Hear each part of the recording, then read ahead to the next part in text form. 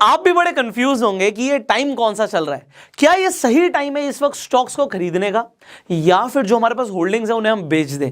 हम करें तो करें क्या, बिकॉज ये जो यूक्रेन और रशिया के बीच में वॉर चल रहा है इसका इंपैक्ट स्टॉक मार्केट पे बड़े जबरदस्त तरीके से हम सबको दिखने लग गया है। तो अब अगर आपको नहीं समझ आ रहा आपको क्या करना चाहिए, सो ये वीडियो आपको बहुत काम आएगी, आपको काफी कुछ समझ भी आएगा, आपको कुछ इनसाइट्स भी मिलेंगी। इनफैक्ट मैं इसी वीडियो के अंदर अभी लाइव इन्वेस्टिंग भी करने वाला हूं। सो मैं आपको अभी लाइव दिखाऊंगा कि मैं कौन कौन से इस वक्त स्टॉक्स के अंदर इन्वेस्टमेंट कर रहा हूं। बट मैं एक चीज़ आपको पहले बता दूं, पहली बात तो मैं कोई भी स्टॉक को आपको एडवाइज नहीं कर रहा, ये मैं अपनी एनालिसिस के हिसाब से इन्वेस्टिंग कर रहा हूं। मेरा रिस्क एपेटाइट और आपके रिस्क एपेटाइट में फ़र्क हो सकता है। मैं लॉन्ग टर्म सोच के इन्वेस्ट कर रहा हूं। अगर आप ये सोच रहे हैं कि अभी शॉर्ट टर्म में फ़ायदा हो जाए, सो आप जो भी करने वाले हैं अपनी रिसर्च के अकॉर्डिंग कीजिएगा। अब सबसे पहले इस करंट सिनेरियो को समझते हैं। अभी यार पिछले कुछ टाइम से क्या जबरदस्त बुल रन चल रहा था मार्केट में, मतलब मार्केट एक तरफा चल रही थी। अब एक तरफा जब चल रही होती है ना, तो आप देखो हुआ क्या मार्केट के अंदर, इसी टाइम के अंदर रिकॉर्ड ब्रेकिंग डीमेट अकाउंट्स खुले हैं। डीमेट अकाउंट्स वो होते हैं जिसके थ्रू आप स्टॉक मार्केट में इन्वेस्ट कर सकते हो। इनफैक्ट डीमेट के साथ ट्रेडिंग भी मिलता है, तो ट्रेड भी कर सकते हो। तो आपने देखा कि डीमेट अकाउंट के नंबर्स बढ़े, स्टॉक्स के प्राइस बढ़े, तो लोगों को ऐसा लगा यार अब हमें भी स्टॉक मार्केट की तरफ देखना चाहिए, इन्वेस्ट करना चाहिए।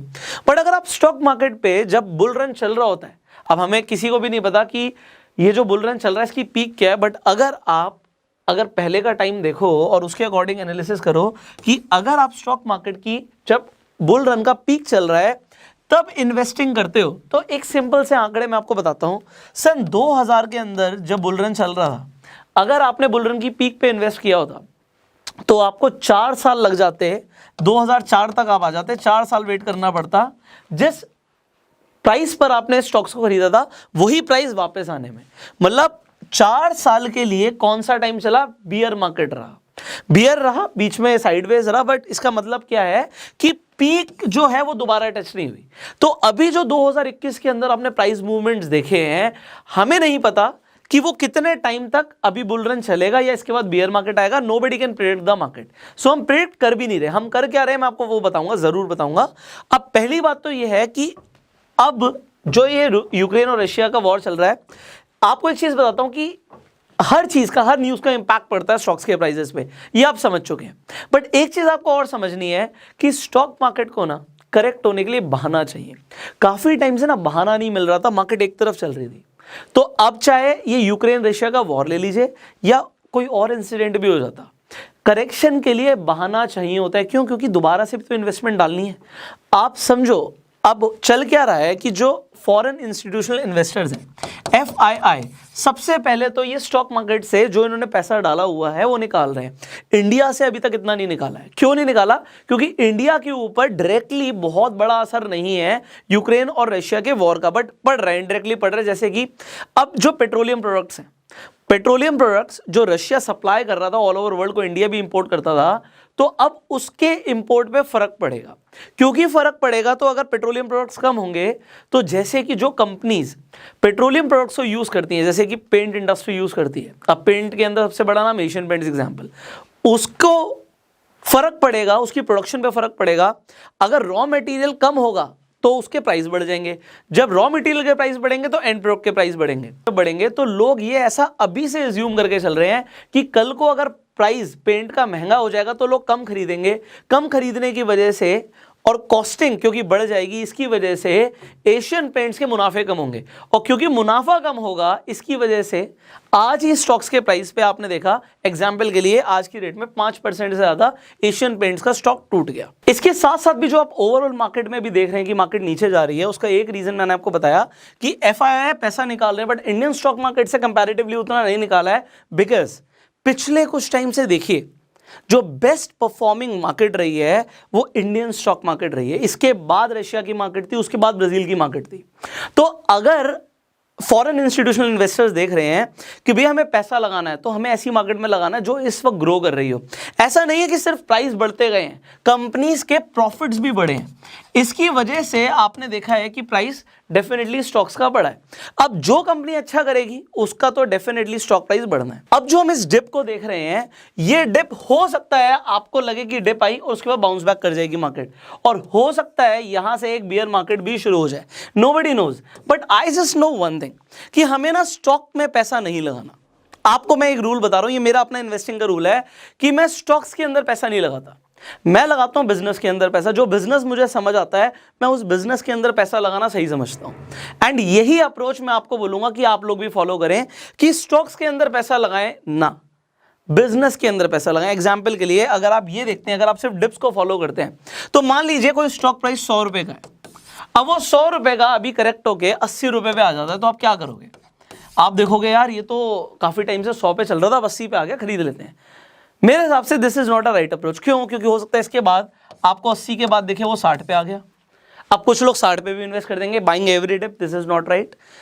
उसके बाद वो 40 पे भी आ सकता है, उसके बाद हो सकता है 10 रुपए भी आ जाए। एंड ऐसा कई सारे स्टॉक्स के साथ हुआ है। एग्जाम्पल के लिए येस बैंक, अब ऐसे बहुत सारे स्टॉक्स, एग्जाम्पल के लिए वोडाफोन।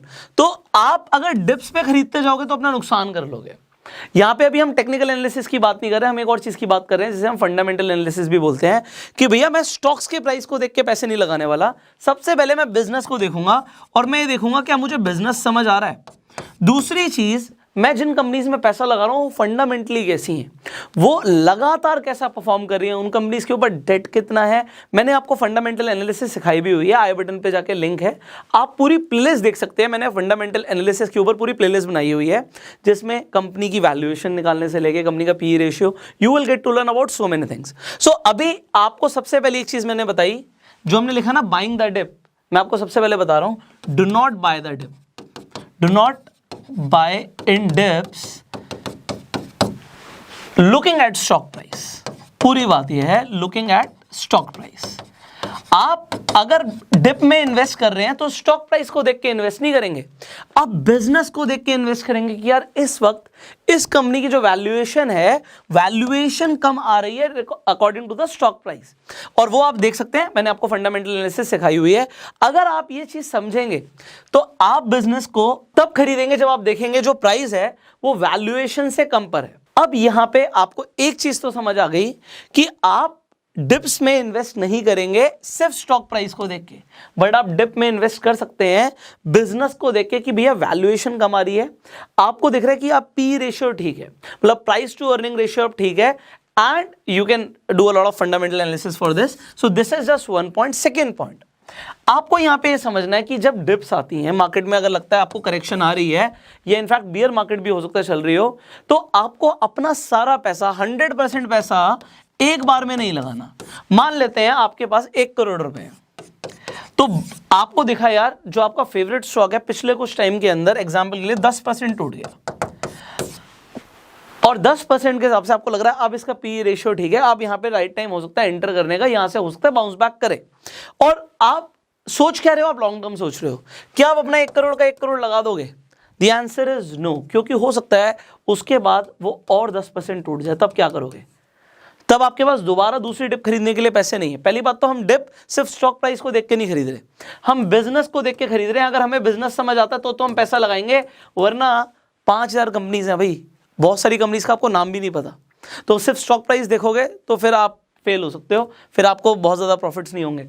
तो बिजनेस समझा, उसके बाद हमने देखा कि 100% पैसा एक बार में नहीं लगाना। हमने क्या करना है, हमारे पास जो भी 100% कैपिटल है, हम अपने हिसाब से ये देखेंगे कि हम कितना एक्सपेक्ट कर रहे हैं।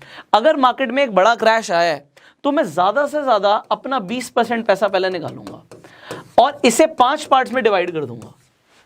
अगर मैंने सिर्फ 20% भी इन्वेस्ट किया तो मैं अपने अंदर फियर ऑफ मिसिंग आउट नहीं लेके आऊंगा, इसे फोमो बोलते हैं, फोमो नहीं लेके आऊंगा। यार काश मैं अपना 100% पैसा लगा देता, मतलब 1 करोड़ लगाता तो 2 करोड़ हो जाते, बट अगर आपने 25 लाख लगाया और वो 50 लाख भी हो गए, देन बी सेटिस्फाइड यार।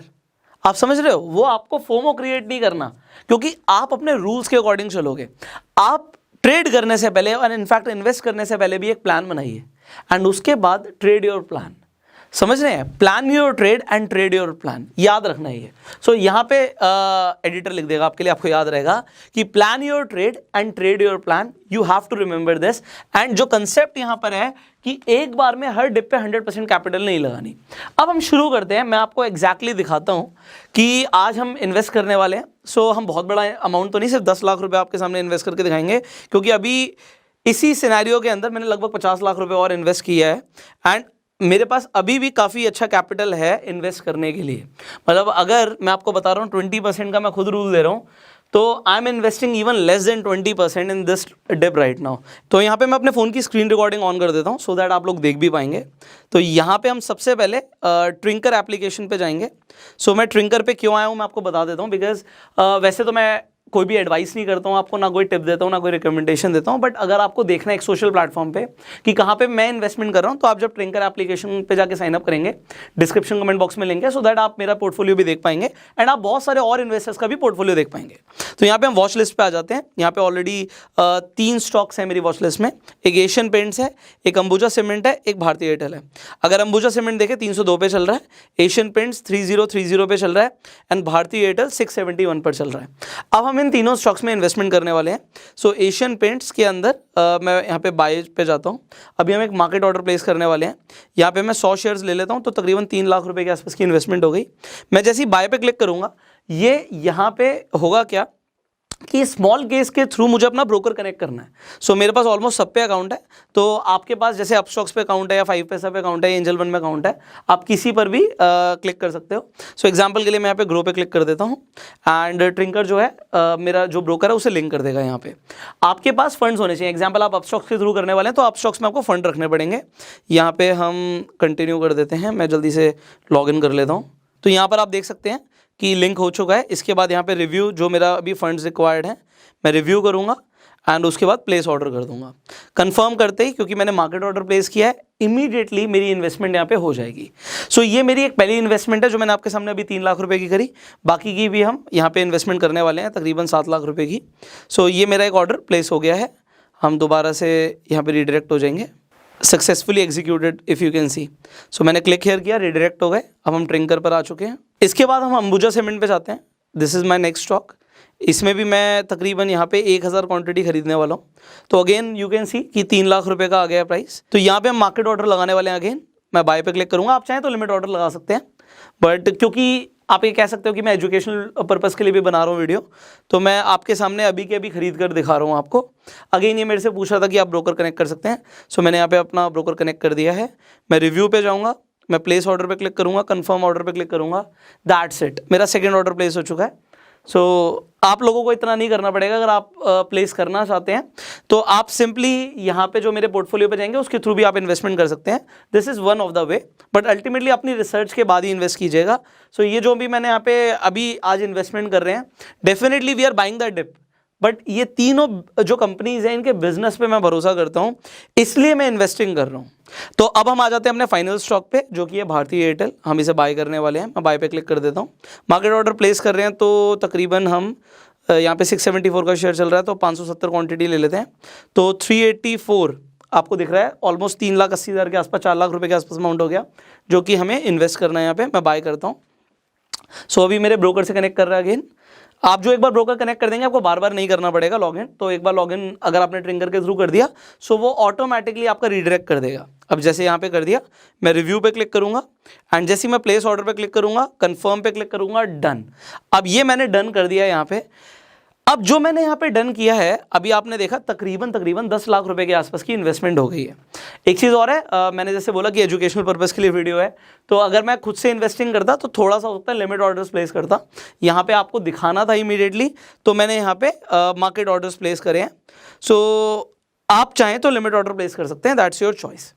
अब यहाँ पे आपके लिए फ़ायदा क्या होगा, जब आप ट्रिंकर पे जाएंगे तो आपको ना, जब आप एक्सप्लोर पर जाएंगे, आपको एक्सप्लोर पर ही यहाँ पे ही मेरा जो पोर्टफोलियो वो दिख जाएगा। इन फ्यूचर भी जो मैं स्टॉक्स में इन्वेस्टमेंट करने वाला हूं तो आपको एक तरीके से सोशल प्लेटफॉर्म पे लाइव दिखेगा कि मैंने कहां पे इन्वेस्टमेंट करी है। अगर मैं कहीं पे बेचूंगा तो आपके पास व्हाट्सएप नोटिफिकेशन भी आ जाएगा ट्रिंकर की मदद से। एंड यहाँ पे आप रेफर एंड के थ्रू तो पैसे कमा ही सकते हैं, गेम्स वगैरह भी हैं पैसे कमाने के लिए, so you can do that. So अभी हमने एक छोटी सी सही बट एक लाइव इन्वेस्टमेंट करी है। अब मैं आपको बताता हूँ लाइव इन्वेस्टमेंट करने का पर्पस क्या था। पहली बात तो मैं बिल्कुल नहीं दिखाना चाहता कि मैं कहाँ कौन कौन सी इन्वेस्टमेंट्स कर रहा हूँ, क्योंकि होता क्या आप लोग बहुत जल्दी इन्फ्लुएंस हो जाते हो and that is what I do not want. अभी मैंने जो तीनों कंपनीज में इन्वेस्टमेंट करी आपके सामने, तीनों फंडामेंटली स्ट्रॉन्ग कंपनीज है। पहली बात तो नुकसान बहुत ज़्यादा नहीं होगा लोगों का, ये मेरे माइंड में सबसे पहले होता है कि प्रॉफिट हो या ना हो, आपका लॉस नहीं होना चाहिए। भैया मेरा लॉस हो जाए मुझे कोई फर्क नहीं पड़ता, आपका नहीं होना चाहिए, ये बहुत बड़ी चीज़ है। दूसरी चीज़, मेरे लिए 10 लाख रुपए बड़ी चीज़ नहीं है, बट आप लोगों के लिए हो सकता है, तो आप उतना ही अमाउंट इन्वेस्ट करना जितना आप जिसके ऊपर रिस्क ले सकते हो। मतलब मेरे लिए 10 लाख रुपए फ्री मनी है, ठीक है, मतलब मैं सोचूंगा भी नहीं उसके बारे में, अगले 10 साल के लिए भी मुझे फर्क नहीं पड़ता, मुझे नहीं बेचने इन स्टॉक्स को। मैंने जो खरीदे हैं एक लॉन्ग टर्म विजन है, एटलीस्ट 3 से 5 साल के लिए मैं इन स्टॉक्स को देख भी नहीं रहा। अब मैंने खरीद लिया, आपके सामने खरीद लिए, कोई बात नहीं। आपको भी ये समझना है कि आपने अगर एक बार इन्वेस्टमेंट कर दी तो लॉन्ग टर्म सोचोगे ना तभी प्रॉफिट होगा। एंड यहां पे सबसे इंपॉर्टेंट, अब फाइनल मैं आपको एक चीज बताऊंगा कि मुझे नहीं पता आने वाले टाइम में ये रशिया यूक्रेन की वजह से पूरी इकोनॉमी पे क्या क्या प्रभाव आएगा, बट मुझे एक चीज़ पता है कि बिजनेसेस आज भी चल रहे हैं, कल भी चलेंगे। मैंने जिन कंपनीज में इन्वेस्ट किया, देखो मैंने एशियन पेंट्स में इन्वेस्ट किया, मुझे लगता है रियल एस्टेट बहुत तेजी से बढ़ रहा है, पेंट सबने घर में कराना है, ठीक है, जितने प्रोजेक्ट्स बन रहे हैं सबको पेंट की जरूरत है। दूसरी चीज़ Ambuja cement, again real estate बढ़ रहा है मेरे हिसाब से, तो अब सीमेंट इंडस्ट्री अभी के लिए हो सकता है थोड़ा सा डाउनफॉल दिखा रही हो, but in future again cement का मुझे लगता है कि इंडिया में डिमांड बहुत ज़्यादा होगा और कंपनीज मुनाफा भी कमाएंगी। तीसरी चीज़ भारतीय एयरटेल, आज की डेट में जियो और एयरटेल के बीच में एक आप देख रहे हो कि फाइट चल रही है थोड़ी बहुत, एंड ऐसा नहीं हो सकता कि जियो बिल्कुल ही आगे निकल जाए, एयरटेल कहीं ना रहे, तो कंपटीशन रहेगा, एक हेल्दी कंपटीशन रहेगा। बट मेरे हिसाब से Airtel is a good company and आगे भी इन फ्यूचर वो ग्रो करेगी। और दूसरी चीज़ मैंने क्या देखा, एक सिंपल सी चीज़ बताता हूँ, 700 के नीचे अगर वो दिख रहा है मुझे एयरटेल आज की डेट में, तो मेरी एनालिसिस के हिसाब से it is not a wrong by. मैं नहीं कहता कि बहुत ही अच्छा बाय है, बट अगर आपने जैसे अभी हमने भी 700 के प्राइस के अंडर खरीदा है तो it is not a very bad decision to go for Airtel right now. Again it is not a stock recommendation, it is just for educational purpose, क्योंकि बहुत सारे लोग हैं आप पूछते हैं कि कौन से स्टॉक्स में इन्वेस्ट करें। अगर आप बिल्कुल नए हैं स्टॉक मार्केट में, तो ये जो 3 स्टॉक्स में आज जो हमने इन्वेस्ट किया है इसमें कोई दिक्कत नहीं, कोई घबराने की जरूरत नहीं है, और आपको कम से कम एक हैबिट बनेगी कि पैसा अगर कमाया है तो उसे इन्वेस्ट करें। आप पैसा कमा रहे हैं, आप भी उसे इन्वेस्ट कर सकते हैं। अब अगर दोबारा से डिप आती है तो क्या, मुझे नहीं पता कि मैंने इन्वेस्टमेंट कर दी, हो सकता है कल 10 लाख के 10.5 लाख हो जाए, 11 लाख हो जाए, हो सकता है 9 लाख रुपए रह जाए, हो सकता है 8 लाख रुपए रह जाए। आपको लॉस तब तक नहीं होता जब तक आप अपने शेयर्स को बेचते नहीं हो। तो मेरा जो भी लॉस होगा वो पेपर पे दिखेगा, प्रॉफिट भी पेपर पे दिखेगा। तो जब मुझे प्रॉफिट होता है तब भी मैं अपने स्टॉक्स को एकदम से नहीं बेचता, तो अगर लॉस हो रहा होगा तब भी मैं नहीं बेचूंगा। ये मेरा अपना साइकोलॉजी है जो मैंने आपको दिया। आपकी क्या साइकोलॉजी है स्टॉक मार्केट को लेकर, आपका क्या माइंडसेट रहता है, आप कमेंट्स में जरूर बताइएगा। फाइनली ट्रिंकर का लिंक डिस्क्रिप्शन कमेंट बॉक्स में, आप जाके साइन अप कर सकते हैं एंड बहुत आसानी से आप वहाँ पे अकाउंट बन जाएगा। आपको दिख जाएगा कि ना सिर्फ मैं, बहुत सारे ऐसे इन्वेस्टर्स हैं इंडिया के जो कि बहुत अच्छा अमाउंट भी इन्वेस्ट करते हैं, बहुत टाइम से भी ट्रेड कर रहे हैं, उनकी भी एनालिसिस आपको वहां पर दिखेगी, आपको उनके भी पोर्टफोलियोज देखेंगे, आपकी इन्वेस्टिंग जर्नी काफी स्मूथ रहेगी। So go and sign up on Trinkerr. I will see you in the next video. अगर आप फेसबुक पे वीडियो देख रहे थे तो फॉलो कर सकते हैं, यूट्यूब पर देख रहे हैं सब्सक्राइब कीजिए, बेल आइकन पे क्लिक कीजिए। एंड अगर आप चाहते हैं अगली बार भी अगर मैं कोई अच्छी इन्वेस्टमेंट कर रहा हूं तो मैं आप लोगों को दिखाऊं, तो आप कमेंट्स कीजिएगा, विल ट्राई कि मैं आपके लिए वीडियोस बनाऊं। बट एक चीज समझना, जरूर नहीं है कि जैसा मैं कर रहा हूं वैसा आप करें, बिना रिसर्च करें अपनी इन्वेस्ट मत करना, अपनी रिसर्च के बाद ही इन्वेस्टमेंट कीजिए। दिस इज जो मेरा प्राइम कंसर्न है आपको समझाना। So thank you so very much for watching this video. I will see you in the next video. Till that time you share this video, like कीजिए प्यार देने के लिए, एंड गो सेल्फ मेड।